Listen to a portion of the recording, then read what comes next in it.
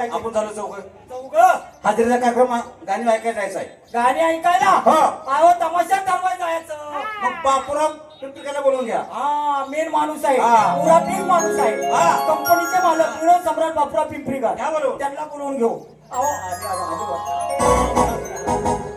राम राम. कसं काय चाललंय बाबा? आपलं पदशीर आहे बापराव. घरची परिस्थिती कशी काय? चांगली व्यवस्थित बायका आहे. पोरं सगळं ठीक आहे. असू द्या बाबा. कुणाचं बी चांगलं असं ते पटपट आपलं चांगलं असं हो हो. माणसानं मनामध्ये पडलं पाहिजे. तर काय हो? अरे माझं आणि कबाडवचं काय कामाचं आहे? काय नाही मेलं म्हणजे गेलं आणि कायमच गेलं. पुचकता येईल की गेलं म्हणजे आता काय संपलं. सांगायचं? 8 दिवस झालं घरामध्ये भांडणं चालल्यात बाबा. तुमच्या बापराव घरामध्ये भांडणं भावाचं भावजाईचं आमच्या बायकोचं आमचं आई वडिलांचं. सगळा खोळंबा झाला म्हणा की आता काय सांगायचं? समजून त्यांना सांगितलं तरी ऐकायला झाले. कोणच कोणाला ऐका ना.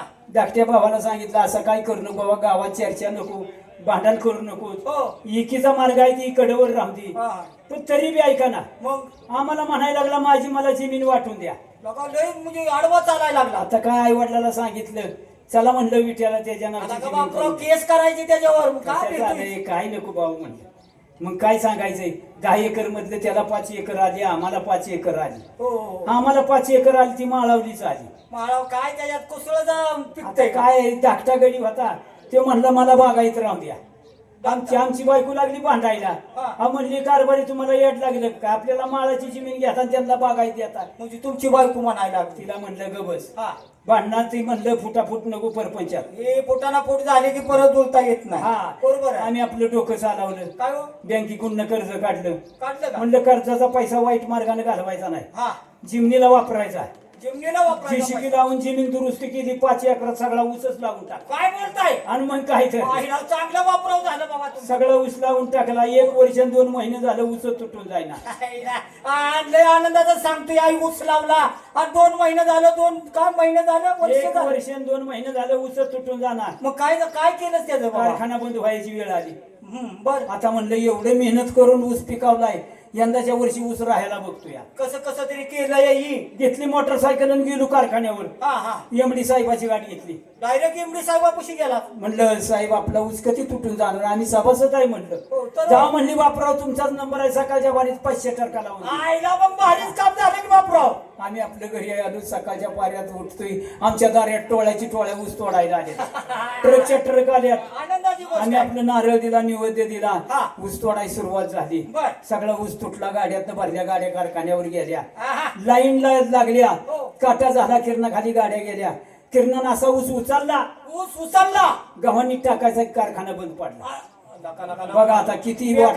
बेकारी झाली बापराव. ताबडतोब एमडी साहेबाची गाठ घेतली. ताबडतोब एमडी साहेबाची गाठ घेतली. म्हणले साहेब कारखाने कधी चालू होणार आहे? मग त्यांनी काय सांगितलं? म्हणले 6 महिन्यानं. अरे अरे अरे अरे बेकार आता 6 महिन्यानं कारखाना चालू व्हायचा म्हणजे ऊसाच्या फुकाऱ्याच पोकऱ्या नव त्याच्यात दुर्बिणी चालू झाल्या. हाय का नाही? मग? म्हणलं कारखान्याचं डोकं लढवलं. माणसानं आपण बी म्हणलं माणूसच आहे. तर काय इथून पुढे म्हणलं कारखान्या ऊस पाठवायचा नाही. मग काय केलंस तुम्ही? घरी साखर काढाय ठरवली. काय बोलताय? मग काय तर ती कशी काय साखर सगळ्याच कारखान्यानं ऊस उचलला, हा घरासमोर आणून ढीग घातला. घरासमोर ढीग गाठला. काढलीच मारुती कार बाहेर. अजून मी मारुती कार काढली का? गेलो दिल्लीला. हा, शबास डोकं डोकं. दिल्लीला गेलो, 500 म्हशी खरेदी केल्या लांबड्या कानाच्या. आता म्हशीचं काय याच्यात आहे?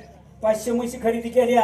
हा. आता तिकडून इकडे मसानाची मध्ये भाडं थोडं जाणार आहे का? हा म्हणजे भाड्याला म्हणजे ती पैसे ज्यादा जातील. भाडं कुणाला द्यायचं नाही. मग सगळ्याच म्हशी मारुती कार मध्ये कोंबल्या. हा मग त्या काय मारुती कार मध्ये ड्रायव्हरला सुद्धा बसायची जागा नाही. बापराव मग ड्रायव्हर कुठे बसला? वरटा पडाव. हा तर.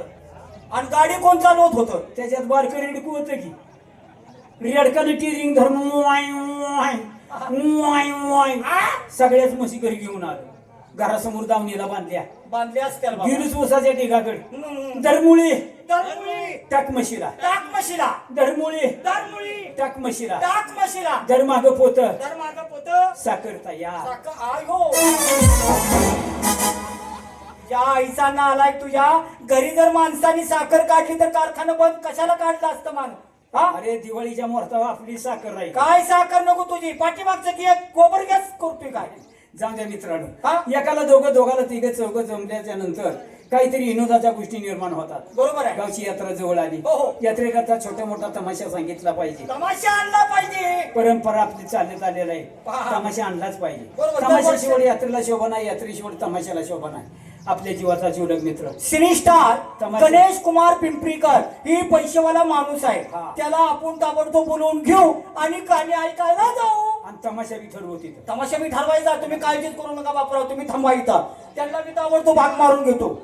अहो गणेश कुमार पिंपरीकर